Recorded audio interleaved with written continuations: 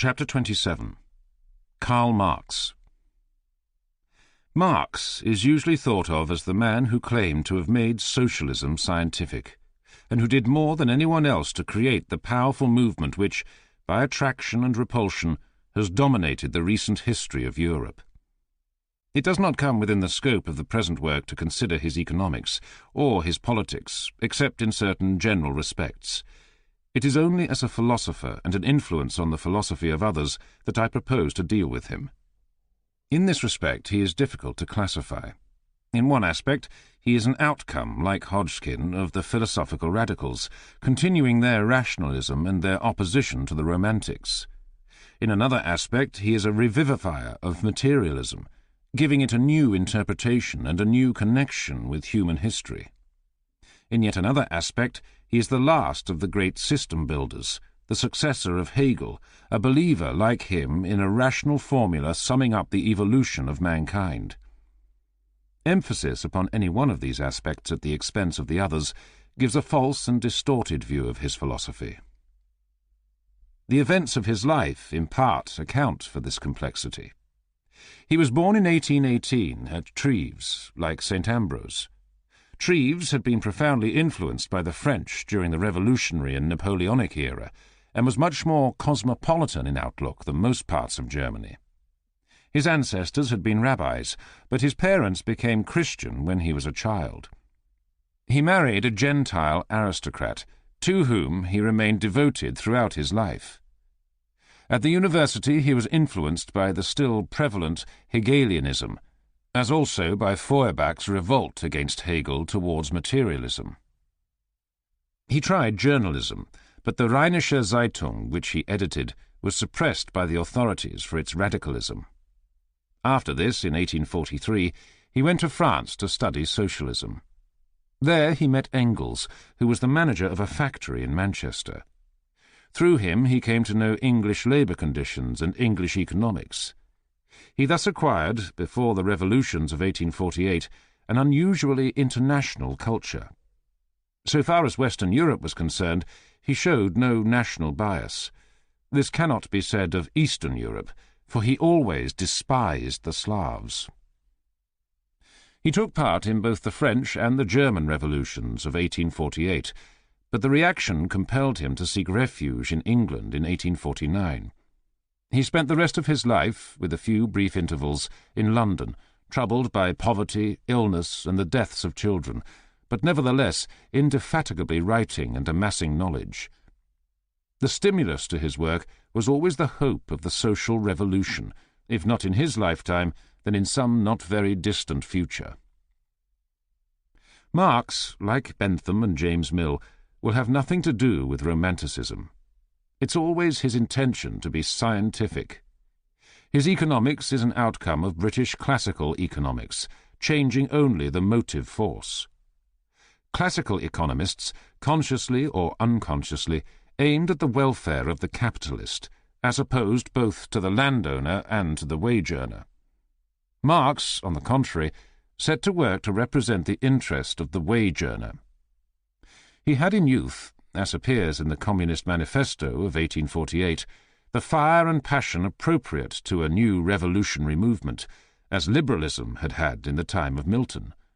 But he was always anxious to appeal to evidence, and never relied upon any extra scientific intuition. He called himself a materialist, but not of the 18th century sort. His sort, which under Hegelian influence he called dialectical, differed in an important way from traditional materialism, and was more akin to what is now called instrumentalism. The older materialism, he said, mistakenly regarded sensation as passive, and thus attributed activity primarily to the object. In Marx's view, all sensation or perception is an interaction between subject and object. The bare object, apart from the activity of the percipient, is a mere raw material, which is transformed in the process of becoming known. Knowledge, in the old sense of passive contemplation, is an unreal abstraction. The process that really takes place is one of handling things. The question whether objective truth belongs to human thinking is not a question of theory, but a practical question, he says. The truth, i.e., the reality and power of thought, must be demonstrated in practice. The contest as to the reality or non-reality of a thought, which is isolated from practice, is a purely scholastic question. Philosophers have only interpreted the world in various ways, but the real task is to alter it. I think we may interpret Marx as meaning that the process which philosophers have called the pursuit of knowledge is not, as has been thought, one in which the object is constant while all the adaptation is on the part of the knower. On the contrary, both subject and object, both the knower and the thing known, are in a continual process of mutual adaptation. He calls the process dialectical because it is never fully completed. It is essential to this theory to deny the reality of sensation as conceived by British empiricists. What happens, when it is most nearly what they mean by sensation, would be better called noticing, which implies activity. In fact, so Marx would contend, we only notice things as part of the process of acting with reference to them, and any theory which leaves out action is a misleading abstraction. So far as I know, Marx was the first philosopher who criticized the notion of truth from this activist point of view. In him, this criticism was not much emphasized, and I shall therefore say no more about it here, leaving the examination of the theory to a later chapter. Marx's philosophy of history is a blend of Hegel and British economics. Like Hegel, he thinks that the world develops according to a dialectical formula, but he totally disagrees with Hegel as to the motive force of this development. Hegel believed in a mystical entity called spirit, which causes human history to develop according to the stages of the dialectic as set forth in Hegel's logic. Why spirit has to go through these stages is not clear. One is tempted to suppose that spirit is trying to understand Hegel, and at each stage rashly objectifies what it has been reading. Marx's dialectic has none of this quality, except a certain inevitableness. For Marx, matter, not spirit, is the driving force, but it is matter in the peculiar sense that we have been considering, not the wholly dehumanized matter of the atomists. This means that for Marx the driving force is really man's relation to matter, of which the most important part is his mode of production. In this way, Marx's materialism in practice becomes economics. The politics, religion, philosophy, and art of any epoch in human history are, according to Marx, an outcome of its methods of production, and, to a lesser extent, of distribution. I think he would not maintain that this applies to all the niceties of culture, but only to its broad outlines. The doctrine is called the materialist conception of history. This is a very important thesis. In particular, it concerns the historian of philosophy. I do not myself accept the thesis as it stands, but I think that it contains very important elements of truth, and I am aware that it has influenced my own views of philosophical development as set forth in the present work. Let us, to begin with, consider the history of philosophy in relation to Marx's doctrine. Subjectively, every philosopher appears to himself to be engaged in the pursuit of something which may be called truth. Philosophers may differ as to the definition of truth, but at any rate it is something objective, something which, in some sense, everybody ought to accept. No man would engage in the pursuit of philosophy if he thought that all philosophy is merely an expression of irrational bias. But every philosopher will agree that many other philosophers have been actuated by bias and have had extra-rational reasons, of which they were usually unconscious, for many of their opinions. Marx, like the rest, believes in the truth of his own doctrines. He does not regard them as nothing but an expression of the feelings natural to a rebellious middle-class German Jew in the middle of the 19th century. What can be said about this conflict between the subjective and objective views of a philosophy? We may say, in a broad way, that Greek philosophy down to Aristotle expresses the mentality appropriate to the city-state. that Stoicism is appropriate to a cosmopolitan despotism, that scholastic philosophy is an intellectual expression of the Church as an organization, that philosophy since Descartes, or at any rate since Locke, tends to embody the prejudices of the commercial middle class, and that Marxism and fascism are philosophies appropriate to the modern industrial state. This, I think, is both true and important. I think, however, that Marx is wrong in two respects. First, the social circumstances of which account must be taken are quite as much political as economic. They have to do with power, of which wealth is only one form. Second, social causation largely ceases to apply as soon as a problem becomes detailed and technical.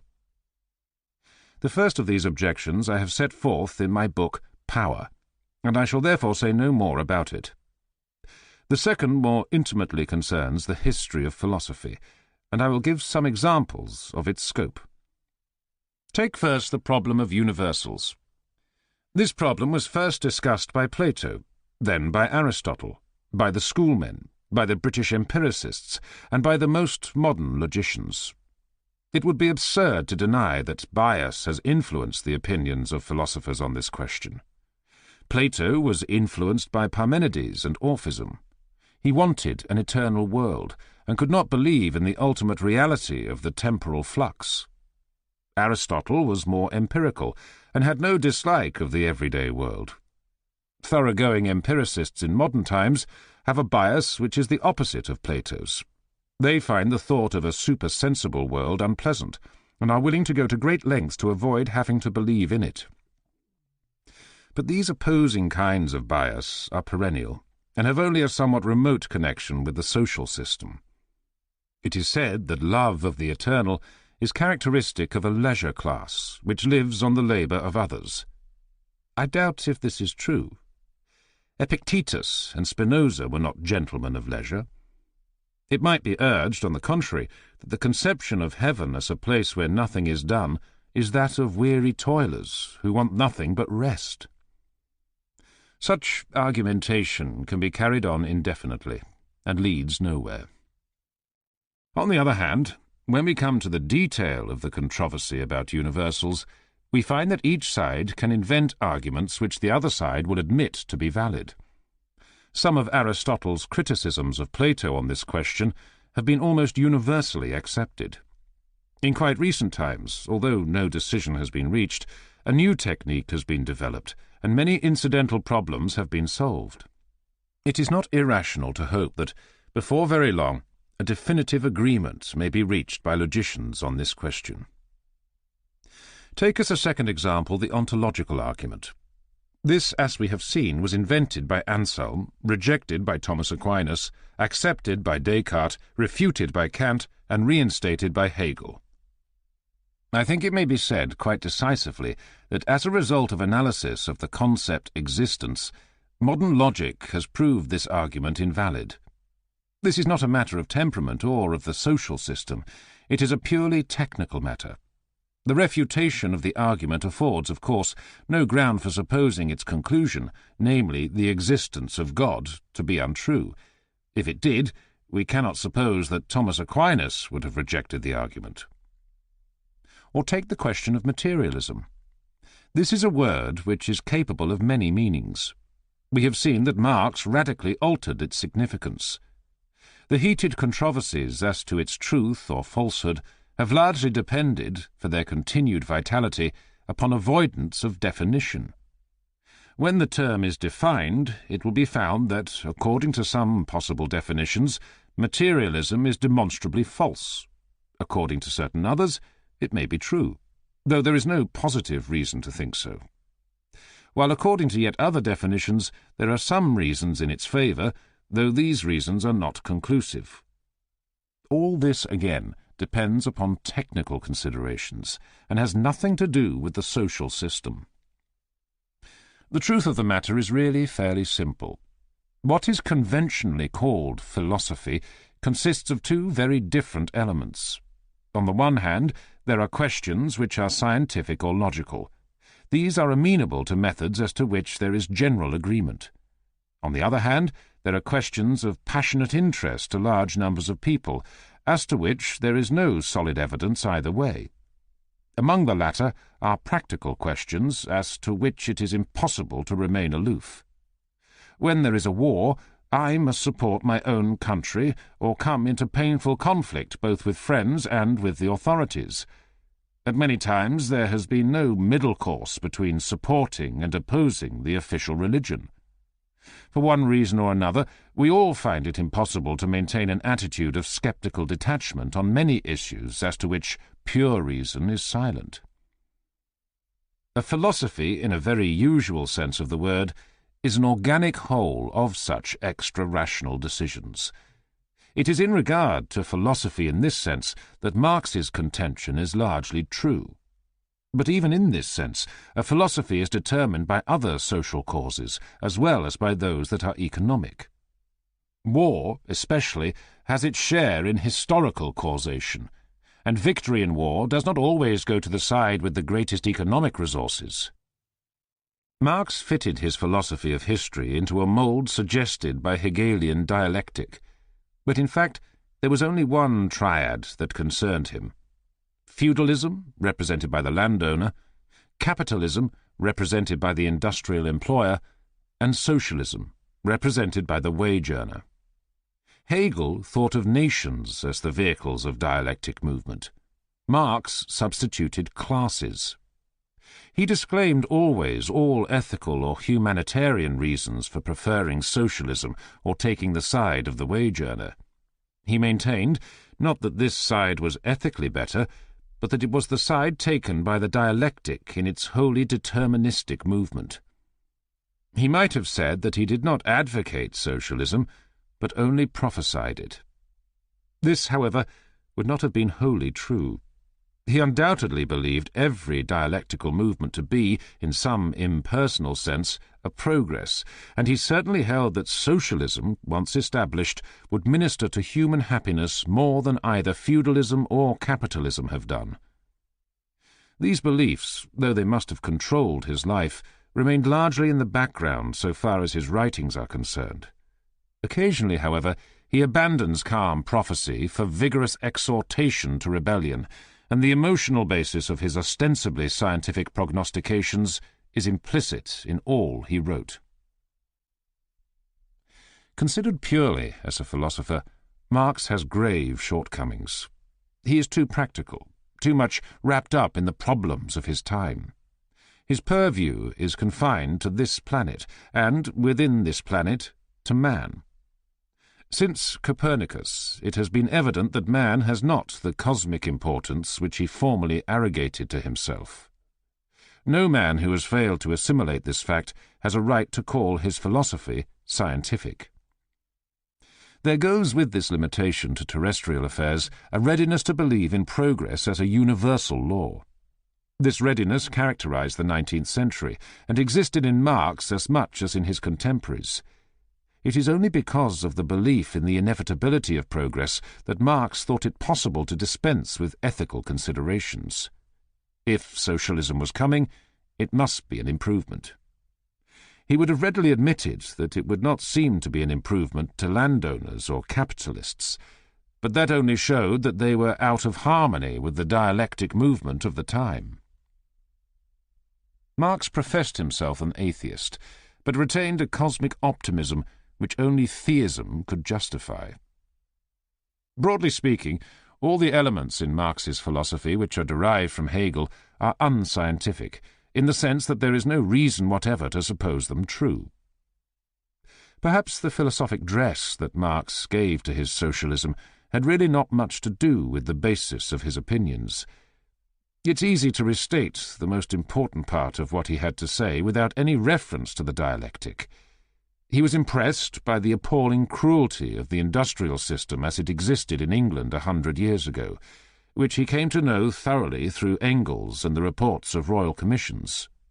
He saw that the system was likely to develop from free competition towards monopoly, and that its injustice must produce a movement of revolt in the proletariat. He held that in a thoroughly industrialized community, the only alternative to private capitalism is state ownership of land and capital.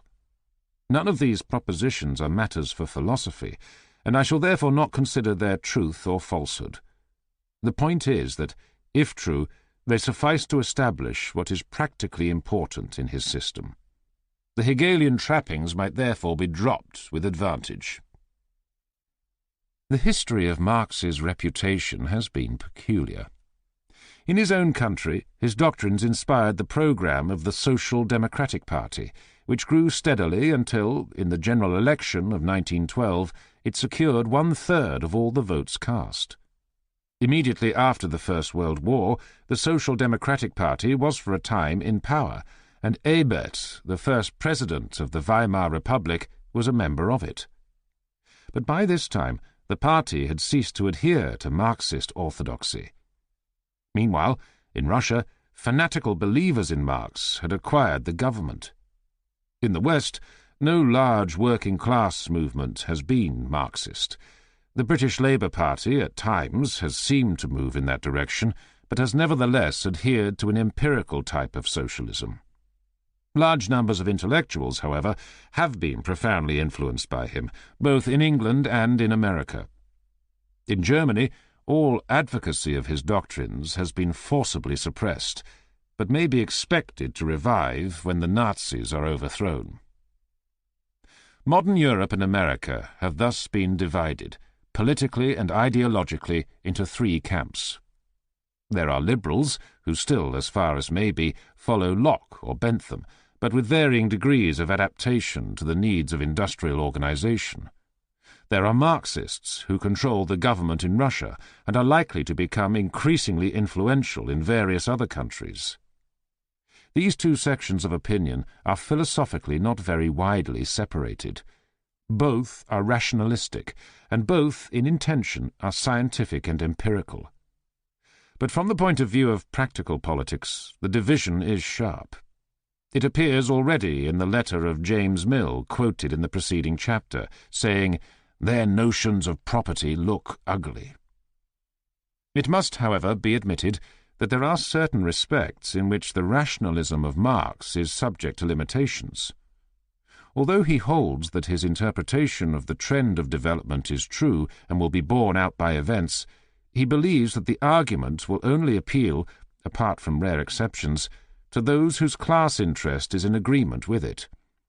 He hopes little from persuasion, everything from the class war.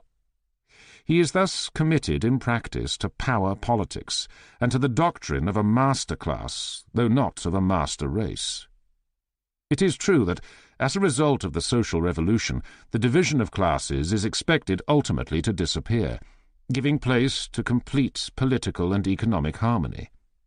But this is a distant ideal, like the Second Coming. In the meantime, there is war and dictatorship, and insistence upon ideological orthodoxy. The 3rd section of modern opinion, represented politically by Nazis and fascists, differs philosophically from the other 2 far more profoundly than they differ from each other. It is anti-rational and anti-scientific. Its philosophical progenitors are Rousseau, Fichte, and Nietzsche. It emphasizes will, especially will to power. This it believes to be mainly concentrated in certain races and individuals, who therefore have a right to rule. Until Rousseau, the philosophical world had a certain unity. This has disappeared for the time being, but perhaps not for long.